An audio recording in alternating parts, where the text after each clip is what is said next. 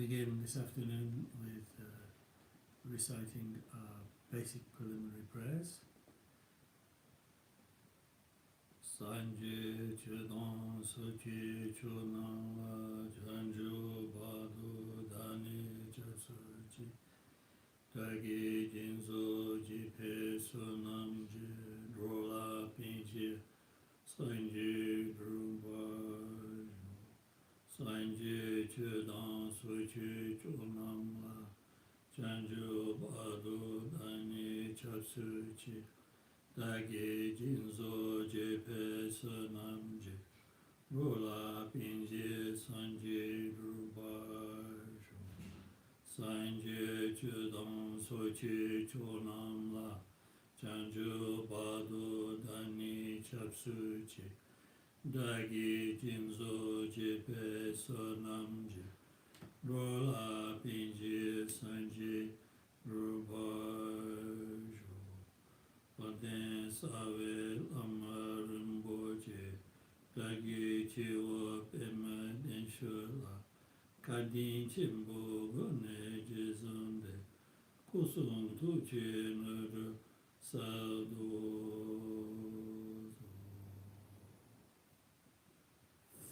So in this way we begin properly by reflecting upon the qualities and power of the three jewels, the Buddha, his teaching, and the community of his followers, to bestow protection upon us and to show the right way for us to follow in this life and in future lives. And so we should think very deeply, very slowly, very carefully about these great words of power. And then following that, of course, we recited the aspiration to become a Buddha, to become a fully enlightened being for the benefit of all sentient beings by performing the necessary practices of the path. In short, not only have we taken refuge in the three jewels, the very mark of being a follower of the Buddha, of being a Buddhist, but as also we've generated bodhicitta, the altruistic resolve to become a Buddha for the sake of others, which is the very mark of being a follower of the Mahayana. And then thirdly, we recited the short devotional prayer to the Sawi Lama, to our root Lama, to our root masters, invoking their blessings upon us so that we achieve the great accomplishments in this life, the accomplishment of all swift progress on the path, and the supreme accomplishment of the transcendental wisdom itself, in short, the Mahamudra. So in this way we begin by reminding ourselves of the fundamental foundations upon which we stand. Today we can't all meet together in physical reality, so to speak, so as some kind of temporary measure in these difficult times, we decided to have this kind of short session via the electronic media, because at least it is some way we can exchange experiences, share together, and recollect the basis of our life, which is none other than practicing the Dharma for the benefit of all beings.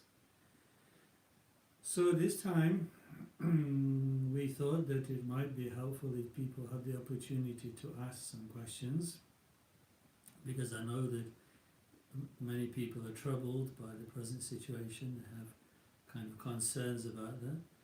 But sometimes the best laid plans of mice and men gang aft agley, as Robbie Burns, I think, said.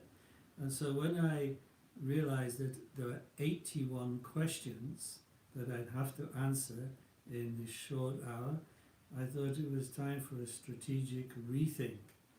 So what I decided, and I hope this will be beneficial, is this, that by recollecting to ourselves, reminding ourselves what are the fundamental bases of our Dharma practice, practice, what are they, and how they can support us at this time, and how through them we can support others, then this will go some way to answering many of the questions and concerns that obviously people have at this time.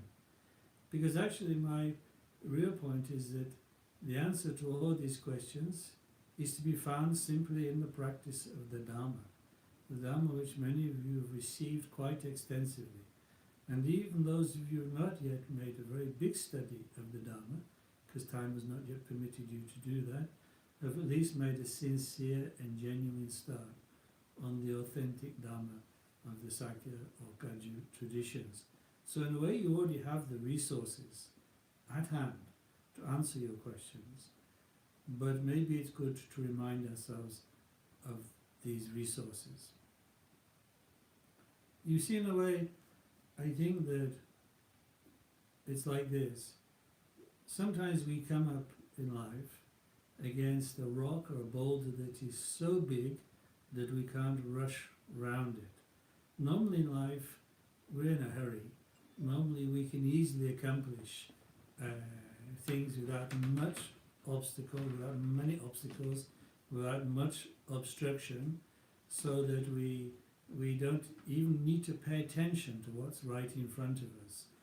But this time something has come up in our lives which we cannot ignore, which has kind of made, for the time being at least, quite a drastic change to our way of living, to our way of, carrying about our work, even carrying out our Dharma work, even carrying out our Dharma activities. There's a big boulder in the way which we cannot simply skip round.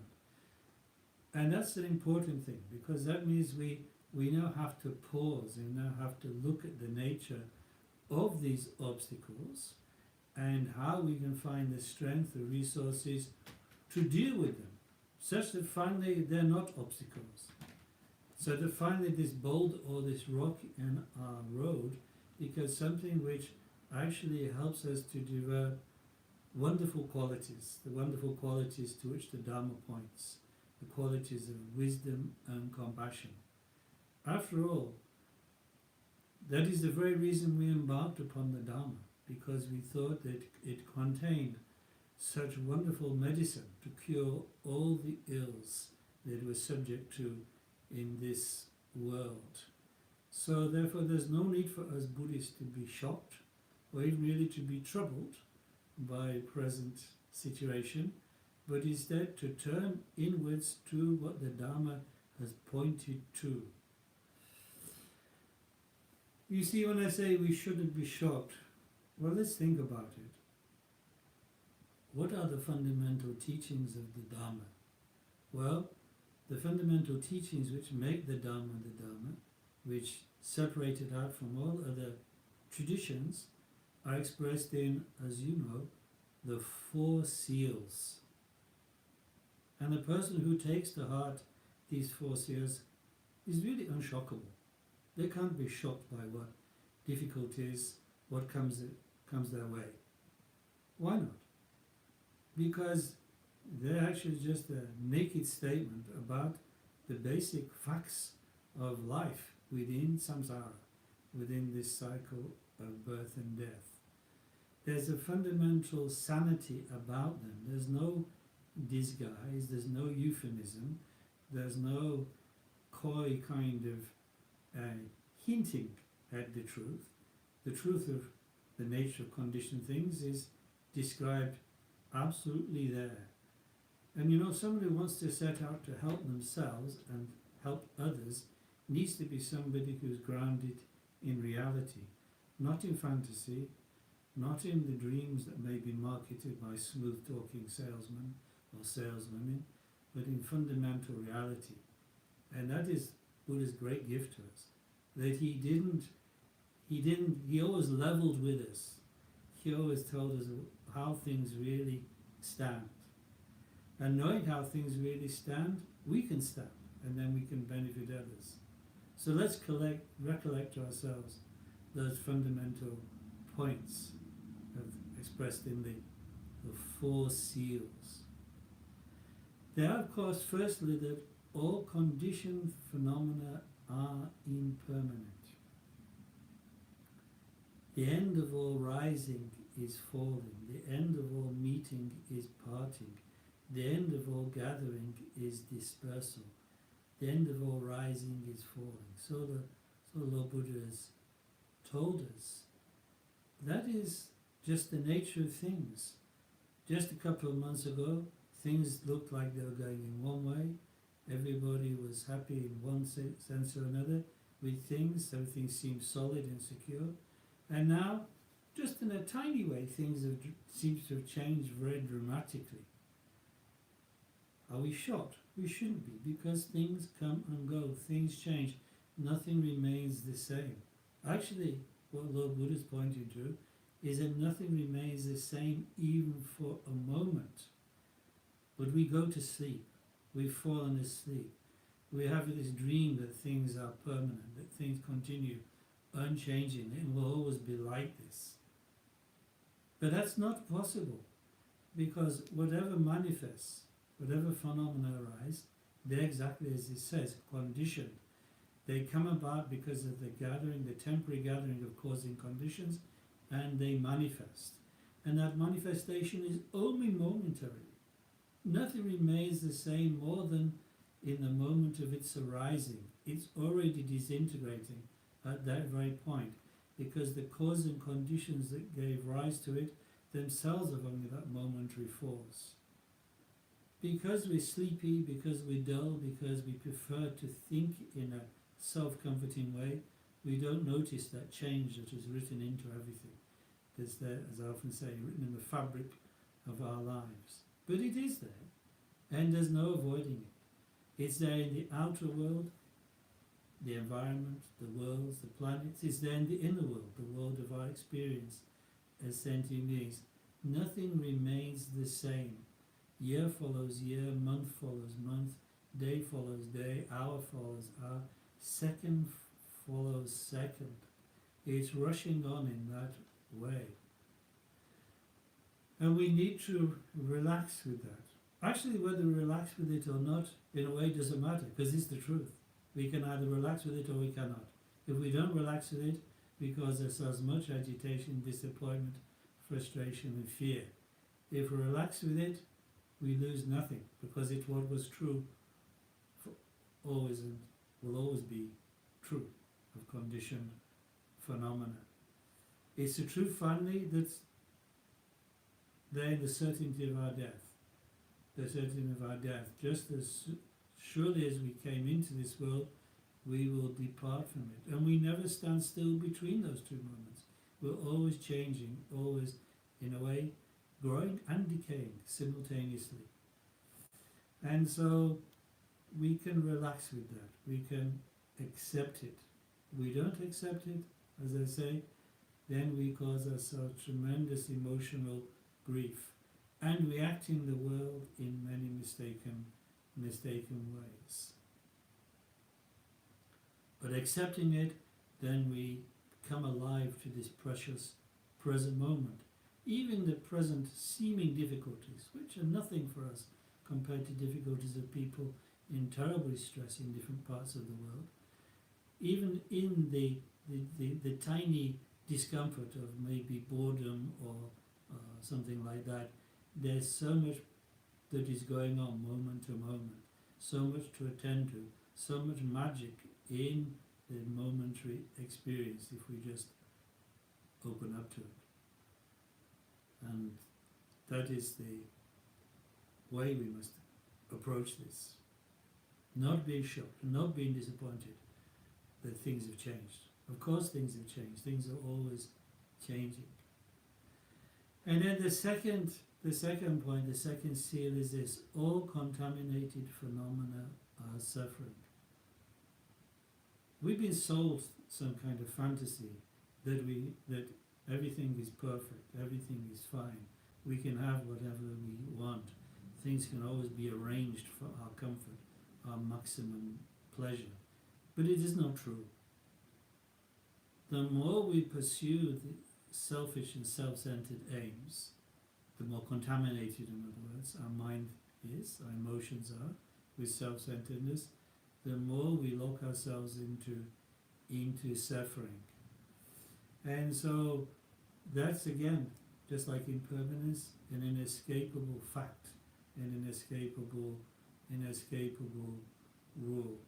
Whatever we think we've acquired, whatever we think will be the solution to our problems, whatever object we grasp at, whatever person even we grasp at, to satisfy ourselves, to give ourselves security and power and all the rest, it turns out not to provide that. And so again, this present pause in our life, this present tiny difficulty that we're encountering, should cause us to look at how we've lived up to now. From where have we gained happiness? From what sources have we been trying to create happiness for ourselves? And we'll see that wherever those sources have been things that we've approached in a self-centered, grasping, self-clinging way, they bring not happiness or peace, but actually just suffering. Lord Buddha told us to look really dispassionately and deeply into the nature of our experience, into the nature of the way we live. And he said that when we do, we'll find that everything is in a way pervaded by suffering.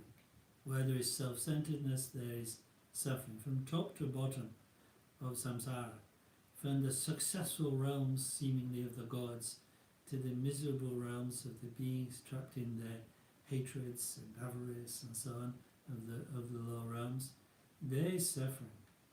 Sure, the suffering takes different forms. The sufferings of the lower realms, where the only happiness that's ever found is when life there finishes, to the sufferings of the higher realms, where there seems to be happiness, but that's just a temporary disguise, because every new happiness that we gain in these higher realms that we currently abide in, it leaves suffering in its departure, precisely because everything that we can grasp at, every object that we try to hold to make ourselves feel content, feel secure, actually leaves us unsatisfied, and its departure leaves us frustrated, disappointed, and disillusioned. So wherever there is self-centeredness, there is suffering. So that's something we should look at this time, because now we have lots of opportunity to look into how we keep tying ourselves into this wheel of suffering through our disturbing emotions. And how, for instance, we try to relieve our frustration by lashing out at other people, or by negative states of mind to other people, or thinking if you just possess this one object, it would fill the hole that I feel in my life now, the void I feel in my life. But no matter how we indulge in hatred to others, or indulge in greed and grasping, we are always worse afterwards. Because that's the nature of the proliferation of samsara, the proliferation of samsaric sufferings. It's like Tongmi Zampo says, the more salt water you drink, the thirstier you get, the more objects you try to grasp at, the more suffering you produce.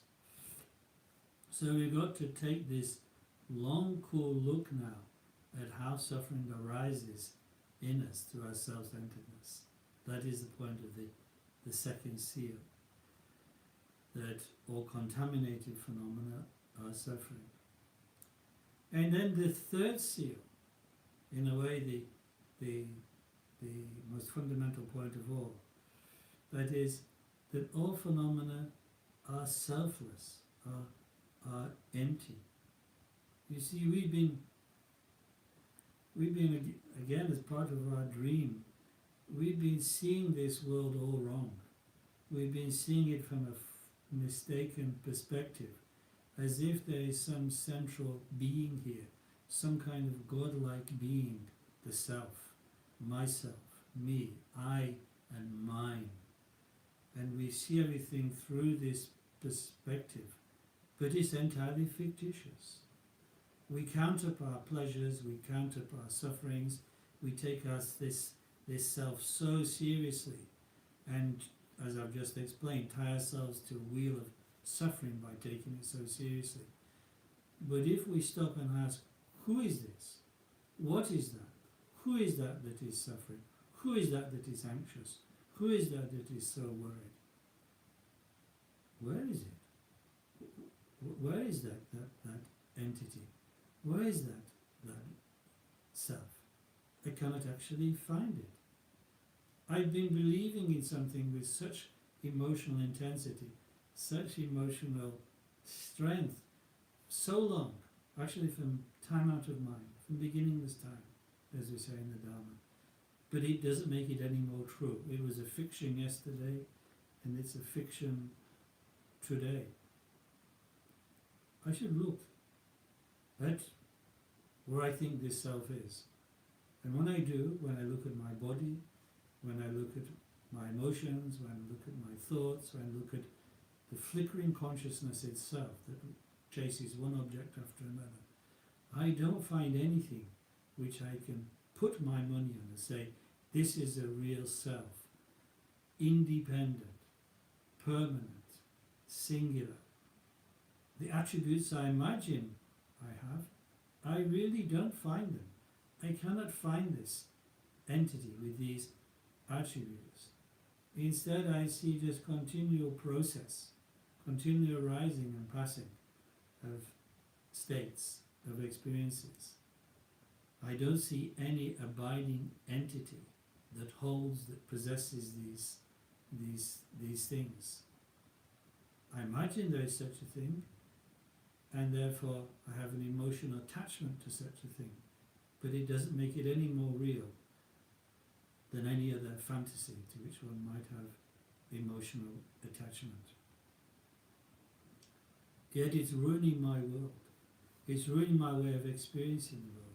It's ruining my way of experiencing to others, because I see everything with that tight, grasping mind that shrinks everything down to me versus others, to me versus the world. And this third teaching, the teaching on the absence of self, doesn't just mean an absence of self in what one might say, me, this body and mind, but actually it's an absence of self, an absence of solidity, an absence of substance in all phenomena whatsoever. Because actually everything that arises is arising through dependent origination. Exactly as we said earlier, through the coming together of causal conditions, this phenomenon arises. But this phenomenon, whatever it might be, an atom, a thought, whatever it might, outer planet, a sentient being, whatever it is neither different from its causes and conditions, as it were something separate and new entity, nor is it exactly the same as them. It's neither different nor the same. It's a dependently originated phenomenon, and therefore it lacks any core, any solidity, any essence. That's our nature. It's the nature of the world, of which we are, of course, just an interdependent part, just a part of this dance of interdependence. So what arises in our life is part of that dance of interdependence, generated by our past actions, themselves stimulated by disturbing emotions, and ignorance that underlies them, and our interaction with all the other streams of being that exists. So I don't control this. This self, this homunculus that thinks it's the controller of this, and is therefore, it gets upset when things don't go to plan. It gets upset when it can't control its world. But that homunculus is a fantasy, a fiction. There's nobody controlling the world. That is why things arise the way they do, in dependence upon prior cause and conditions, and in our life that means our karma. Phenomena, appearances arise. So right now some appearances arise with a particular color, a particular context, a particular feeling to them. Later other ones will arise. I'm not in control of this. It's because everything is just interdependently arising. Like the illusions conjured by a magician. There's nothing solid to any of it, but appearances arise. Similarly, right now, certain appearances are arising for us, and due to our similar karma, we seem to be experiencing pretty similar appearances, but none is exactly identical. None of us are experiencing these present difficulties exactly the same way, because these difficulties are all manifesting slightly different for those beings like us who have a similar karma. Not identical, but similar. So there is nothing solid to this, not to us, nor to the phenomena themselves. But they arise. Due to certain causes and conditions interacting, then certain phenomena come about. And that is why things like illnesses, sicknesses, problems and so on arise. Not randomly, not by magic, not by creation by a god, but simply out of the interaction of cause and conditions. And for us, particularly with the Mahayana Dharma, the most important one is the ripening of our own karmic imprints. That is where the appearances are arising, that arise for us, arise from. So there's no need to get disappointed or upset about this, or try to, or react with violence or aggression about it. It's just a manifestation of karmic illusions. Nothing solid, but arising in this particular way. Seeing in that way gives us a fluidity, a kind of relaxed mind by which we can deal with it, by which we can do it in the appropriate way, find the appropriate responses.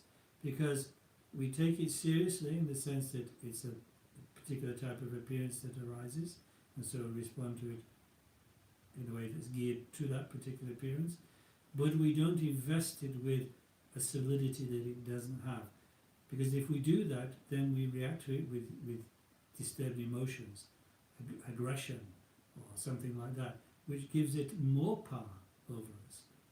That's the whole point of why there's no need to be fearful or aggressive about present negativities, because they are just dependent arisings, and therefore our mind can be calm and relaxed in its response to them, and therefore in the everyday world we'll find the appropriate way to deal with them.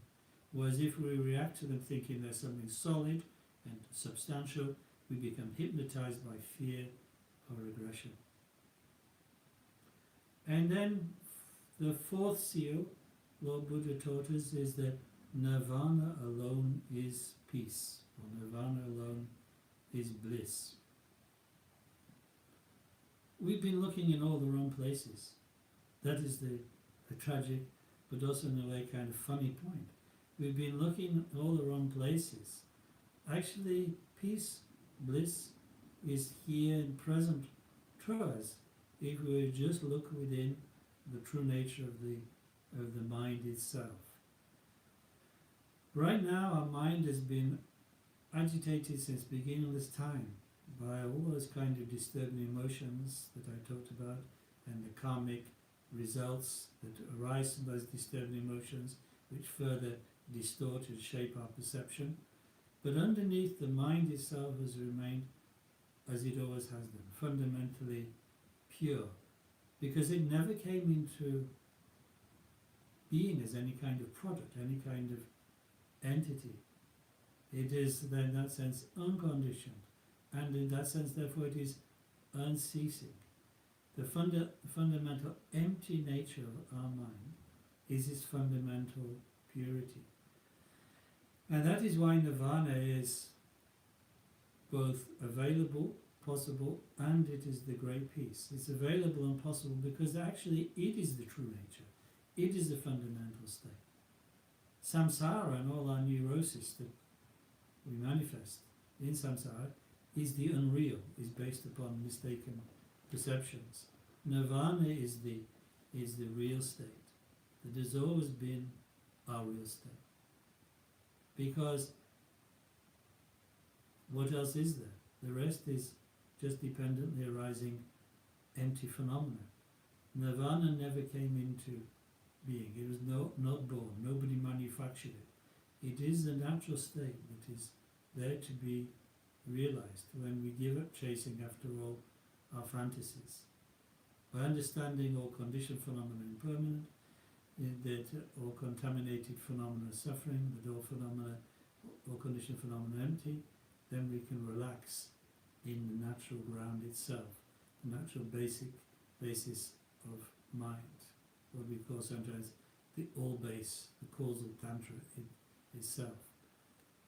That's present in all sentient beings, is the core of the mind of all sentient beings.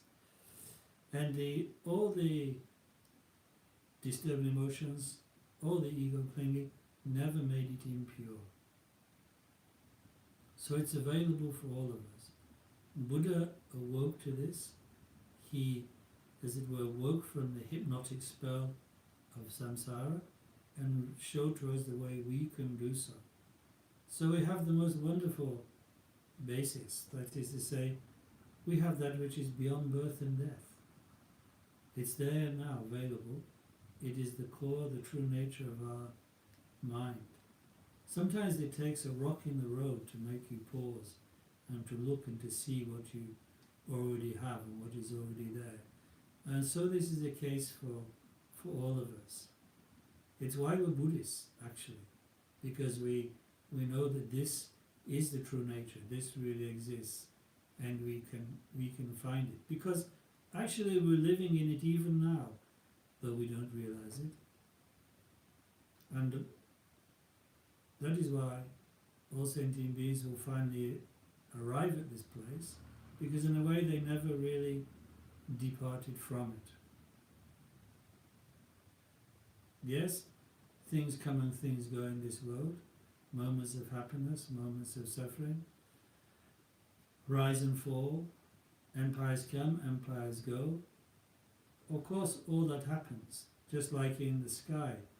Planets arise, stars arise, galaxies arise, and they also fade, they also end.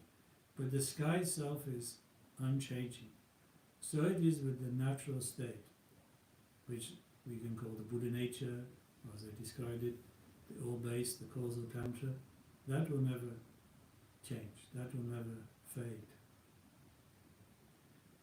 So those are the four seals. They represent the fundamental sanity of the Dharma, which is all the protection in a way that we need. When we do different protection practices, prayers of different deities and so on, they're wonderful, skillful means. But actually all of them are simply an expression of this fundamental sanity. That is where their power comes from. And then through the interdependence of phenomena, through particular mantras, through particular visualizations of particular goddesses or deities, then the right dependent origination is created, which can change particular displays of phenomena, particular appearances. But they only work because of this fundamental point. But actually, everything is just the primordial state, and it's never really departed from that. So we should use those skillful practices. They're wonderful. But not because it's like praying to some external being or some savior, but because in a way it's simply tuning into this fundamental sanity that I've just described. Now, if that is where we should derive our strength from, how should we behave to others at the present time? Well, I think, actually for that, there's a wonderful advice to be found in Buddha's teachings on the 6 perfections. The 6 perfections are, of course, the conduct of the Bodhisattva, the man or woman who has generated the altruistic attitude, which we call bodhicitta, the wish to become a Buddha for others. He or she then embarks upon the path to arrive at that state of Buddhahood for others through the practice of the 6 perfections. These 6 supremely virtuous actions which go right beyond self, which go right beyond self-interest, and therefore are not to be confused with ordinary virtuous actions, which are still done with a measure of self-importance, where one is, as it were, looking for a payoff in terms of merit for future lives and so on. There's nothing wrong with that, but it doesn't take us beyond contaminated samsara. Whereas we, if we're Mahayanas, should be aiming at Buddhahood for the benefit of all beings. And the wonderful thing about the six perfections is they both are the path to arriving at that state where we become of supreme benefit for others, Buddhahood, because we've stripped away all traces of selfishness, and our mind's natural capacity for wisdom and compassion can flower endlessly. But also along the way to that, along the path, as it were, from the get-go, from now, from just the level of being completely ordinary like we are, we have a guide to how we should behave in this world, without selfishness, without self-centeredness, without putting ourselves first, but putting the interests of others always first. Because that's how the Bodhisattva is supposed to be. Now, to be like that may sound very far from where we are now, because of course, as ordinary people, we still have many disturbing emotions, we forget our good intentions and so on and so forth. But we have to make a start. And the present situation where there are many difficulties that people are experiencing, that people are fearing or fearing they're going to experience, gives us an opportunity to put the six perfections into action. Let me say how I think that could be. So the first perfection, of course, is the perfection of giving. In a general way, it's said that there's no better friend than the perfection of giving. Right? That's what Nagarjuna says, actually, in the friend letter. No better friend than the perfection of giving, in terms of how it creates the conditions for real prosperity, not just material prosperity, but a prosperity of kind of emotions, a prosperity of attitudes. That's really true. Even for our own interest, we should practice giving. But now we're talking about it in the Bodhisattva way.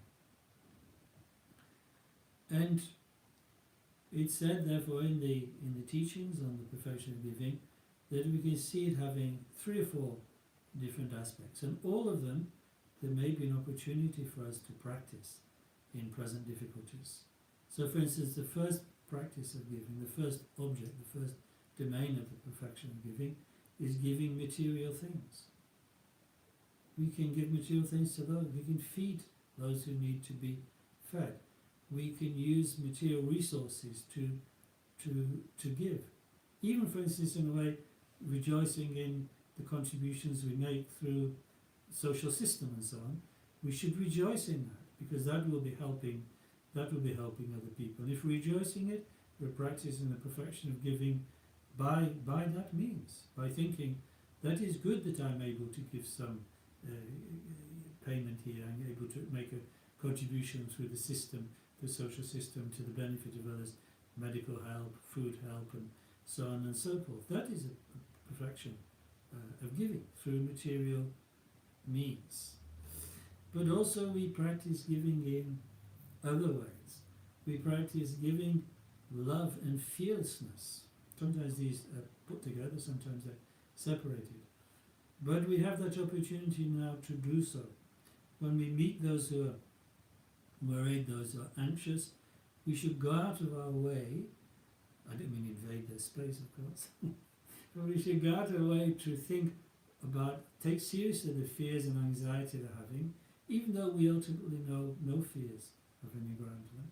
But we should take them seriously because it's how they feel now, and try our best to reassure them, to give them comfort, to give them a feeling of peace and reassurance.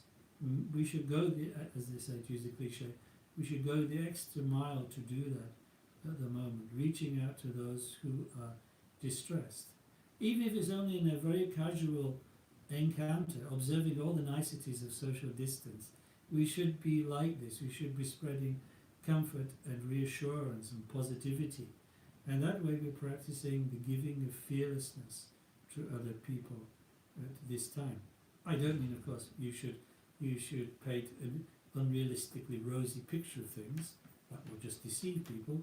But you should always be positive and uplifting and leave people feeling reassured and stronger. And love, well, It's a little more intimate, but I think it has the same remit, that in love, in giving love, you are thinking, what is the best for them? What is the best for these other people? Just as I want to be happy, they want to be happy. Therefore, that's what I want them to. I want them to experience happiness and its causes. Whether it's somebody one directly encounters and talks to, whether it's just sentient beings as a whole. Right now is a very good opportunity to do a lot of meditation on loving kindness, whether it's formal sessions of loving kindness meditation, or whether it's just having this attitude towards the world in general.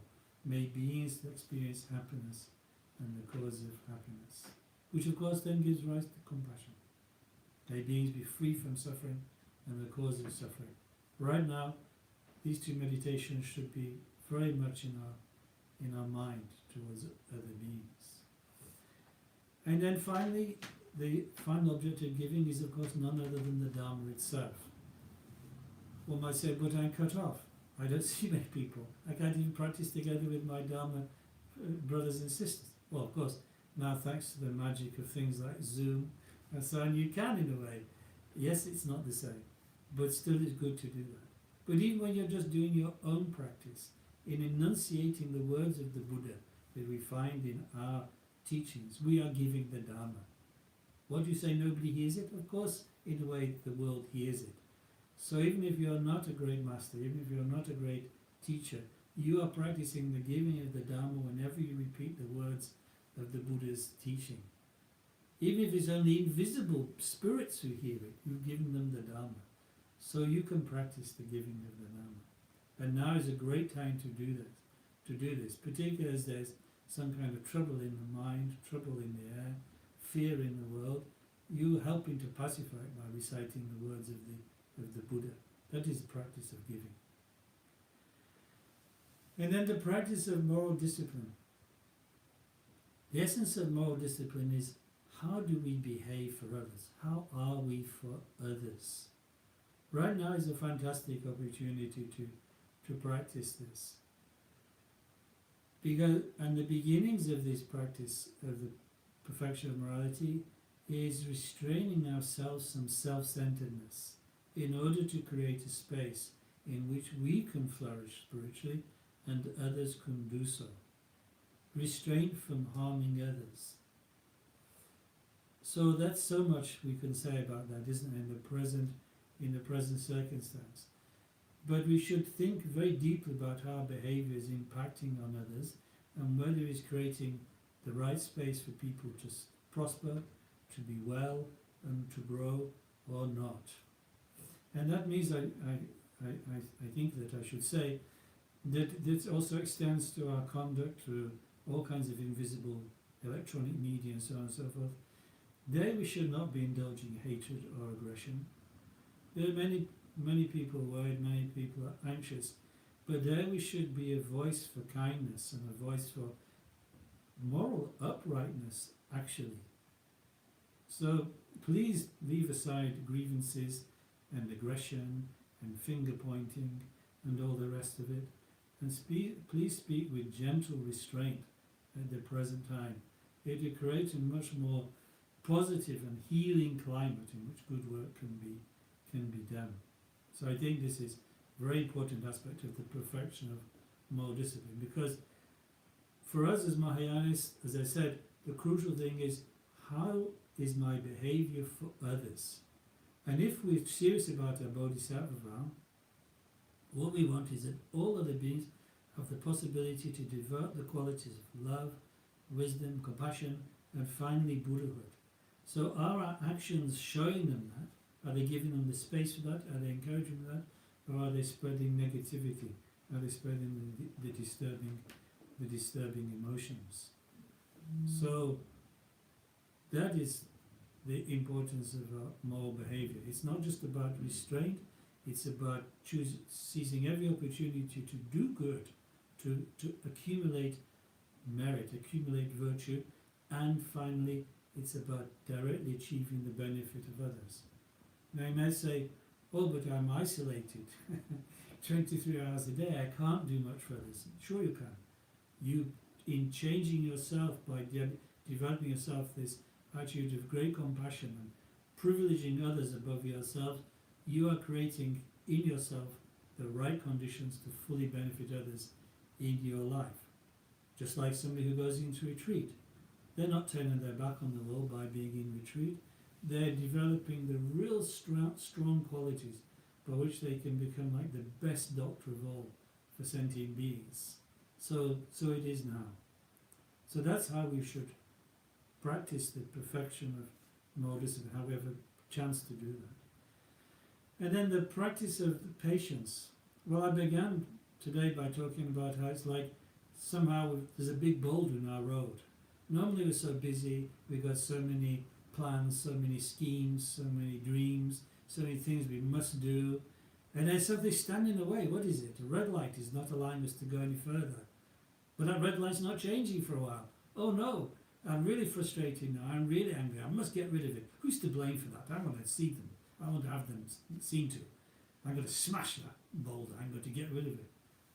But you know, the red light's still on, the boulder's still there. And what has your frustration and anger done? Nothing except made the weight much more painful than it needs to be. So, patience means responding to this hold-up, responding to this pause with gentleness and with thoughtfulness and reflection. There must be some good purpose for this. Maybe I need to pause, maybe I need to slow down, maybe I need to pay attention. You know that boulder?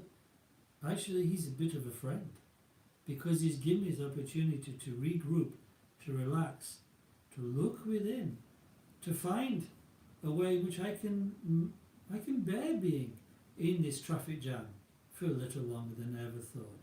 I can bear the red light staying on for a while because now I'm finding some deep qualities within myself. I'm finding some space within myself. I'm finding some resource, I'm finding some elasticity in myself. Whereas before I was completely on edge, I was completely strung out, my guitar strings were so tightly wound, the slightest touch would snap them. Now I've found a give in myself.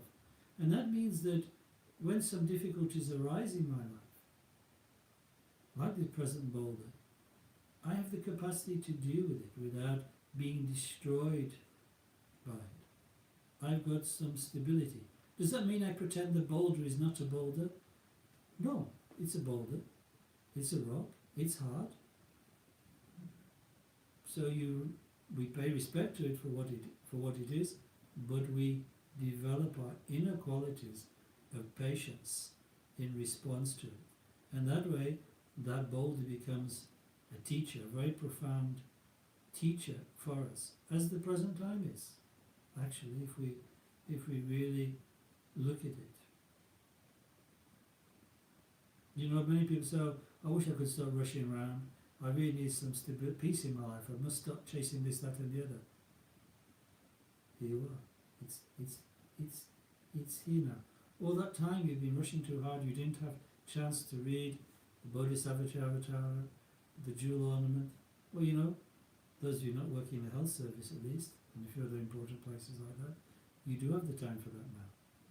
That's good. And then the fourth perfection is effort. Effort. What is effort? Effort is described traditionally as never giving up or never turning away in one's pursuit of the virtuous, in one's practice of the virtuous. You know, we are just very short-term people. We're sometimes enthused, we're sometimes inspired by something, we go for it, but then some difficulties come up and we easily lose interest. Or something more exciting seems to arise. That's why we don't ever achieve anything great in our lives. And even the Dharma, we're like that. We're inspired temporarily by hearing about Bodhicitta, Bodhisattvas, qualities of the Buddha, but then we lose interest. Our meditation becomes a little too difficult to do. We've got other exciting interests showing up, and we give up.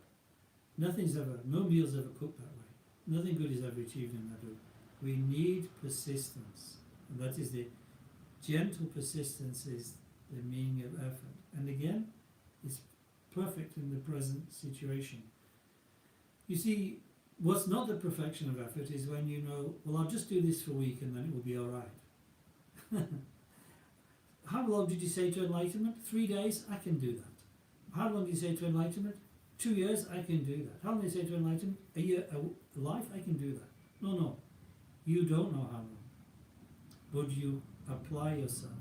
You work steadily at this. Gentle persistence, day in, day out. Not a neurotic rush, because the neurotic rush leads to burnout, disillusion, and going away. But gentle persistence, day in, day out, with your studies, with your practice. We're trying to cultivate the good heart. It is the essence of the Bodhisattva way. And so for such an attitude, we need some encounters with difficulty to arm ourselves, as I said, with the armour of the Bodhisattva. The armour of the Bodhisattva is this gentle persistence. He doesn't give up. They take what comes their way and turn it into the path. Difficulties they make into their armour. And they never take a break. And they're not worried about how long it will last. Because, well, what did they say? I wish to become a Buddha until all sentient beings are liberated from samsara. All sentient beings? There's an infinite number of them. This work is endless. The Buddha's activity, even when we arrive at Buddhahood, the work continues. Unceasing, non-conceptual, compassionate activity for the benefit of others. So we get a tiny taste of that now. By now we don't know when these difficulties will end, but we'll persist with our Dharma practice through them. And then the perfection of meditation, the perfection of the fifth perfection. We've been building up to it in a way by developing these qualities of the preceding perfections. Already the agitation that afflicts our mind is beginning to be still. And that's the essence of meditation. One point is settling in the mind. And you know, for that, you need a little isolation. That's what is taught in the sutras and tantras. The beginning of meditation is isolation of one's body and mind. Up till now, maybe you've been grabbing a bit of isolation every morning before rushing off to work, and that's great. You've been doing that. Maybe a little more isolation in the evening. Well, perhaps now for some, there's more opportunity for this. Well, whether there is or not, more time, you need that isolation first of all, that ability to detach yourselves. And the current pausing of everything, where nothing is certain, is that. It's when the narrative is certain, when you know things are going to work out, you never pause, because you just rush from one thing to another. But now you've had to pause. You've had to stop and take stock. That way, you detach yourself from the neurotic internal and external rush that you've been involved in all this time. And you begin to gather inwards. And here's where the form of meditation comes in, to help that gathering inwards, that attentiveness to the mind, that attentiveness to the present moment. Of course, you do many different types of meditation, depending upon whether you're a practitioner of the common Dharma, like Shamatha and Vipassana, or Lojong, or a practitioner of the uncommon Mahayana, such as the Vajrayana, in other words, the different deity meditation, so on. Here I don't want to talk about them. Whatever practice you're doing for now, that is probably the best for you. You could supplement it a little bit by these very skillful means practices that I mentioned earlier. They're great to do. But really you should be relying on the essence of your practice. What you've begun with, there you find most nourishment for the present time. Dig deep within it. It is the way through the treasure, which is the Buddha nature. And now you've got the opportunity to do that. And through that then comes about the sixth perfection, the perfection of wisdom. Which is exactly what we were talking about to begin with in the four seers, because the perfection of wisdom is the arising in us of the natural perception, not an intellectual idea only, not an intellectual argument, although all those teachings on the analysis of conventional ultimate truth are very wonderful and very helpful for dealing with the kind of gross obscurations of our mind. But the real essence of the perfection of wisdom, supported by those things, but nevertheless not identical with them, the real essence is that Rawi Yeshi, as we call it, that transcendental wisdom of natural awareness, where the mind settles back in its own nature, having realized that all the disturbing emotions which have been agitating it have no ground to them, have no reality, because they're all focused on objects that are empty, that are finally a fantasy. The mind then can settle within. When this has been achieved, whether through the common path or the uncommon path, the mind returns to its own fundamental nature, its own fundamental luminosity and emptiness. That is the real meaning of the perfection of wisdom. And it's here now in each of our rooms, it's here now in each of our houses, it's here and now in each of our countries for us to find, if we care to. And now we have a pause. Now we have a moment of stillness. Now we have a gap. Now we have a kind of bardo in which we can do this. So how wonderful is that? And from this that we discover, we can then act in the world for the benefit of others. And the present difficulties give us every opportunity to do that, to dig within, find these qualities, and then act out of them for the benefit of all sentient beings. So this is my feeling about this. I thought about it a little bit and tried to meditate on the teachings that I've received, recall the teachings that I've received from my masters, from His Holiness Sakitrizim, from Kamatina Rinpoche, and other great masters like Karmapa and so on. All these teachers I've been very lucky to meet with in the last 47 years, whatever it is, and many of whom you've also met and had the great luck to receive things from. By reflecting on those wonderful treasures that I've received, that you've received too, we can find the necessary strength for this present time. And out of this, we will emerge as individual Dharma people much stronger, much more sane, much more capable.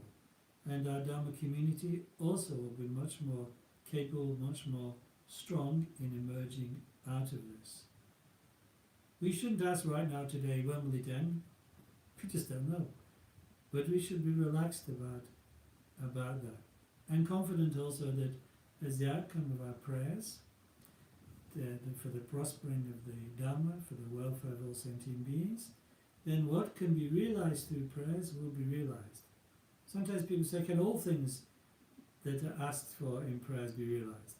Actually, no. There are both realizable aspirations and non-realizable. But the non-realizable aspirations are things like, may all beings immediately become free from sickness, awaken to enlightenment. That cannot happen right now, but in generating such a wish that it does, our bodhicitta to become stronger, we become more capable, and that in the long run will contribute to the fulfillment of that aspiration. Other aspirations are more realizable now, and therefore we should practice them. Like, for instance, praying for the benefit of somebody who's sick now. This is realizable, because by invoking the power of the Buddhas and Bodhisattvas, and that mixing with the karma of that individual person, this can really benefit them. It's not our power, of course. It is the blessing of the power of the Buddhas and Bodhisattvas. So that is how we should pray. May the Buddhas and Bodhisattvas bless this person. Even when we're practicing the meditation on yidams and reciting their mantras, for instance, for healing, it is the power of the Buddhas and Bodhisattvas' transcendental wisdom expressed to that particular form of the deity that achieves the benefit. So let's finish now with a short dedication of merit for the benefit of all sentient beings. And I'm looking forward to meeting with you and sharing the teachings directly, because in fact, for ordinary lamas like myself, we only have the means to benefit beings by the ordinary methods of meeting and giving teachings directly. So today I've just reminded us all of the teachings we've heard. But otherwise, I'm afraid, or I'm happy to say, I'm not sure which. We have to just meet again directly for me to share the, for instance, the Vajrayana teachings with you. So let's now just recite the common dedication, right? Wishing for the benefit of all beings in relative terms, that is, they're free from difficulties and problems right now in the present situation, and that they finally come to achieve the state of enlightenment which is beyond both old age, sickness and death. Sunnam de tamshe zikpane tobe nepe danam pamche ne tigana chi pala drupa ye sipi sole doa shatumpa jikten kamso jambada tabe ni shindu so ye tenzin bula gendun tumba ye tenbi yunre nepe taishe shu.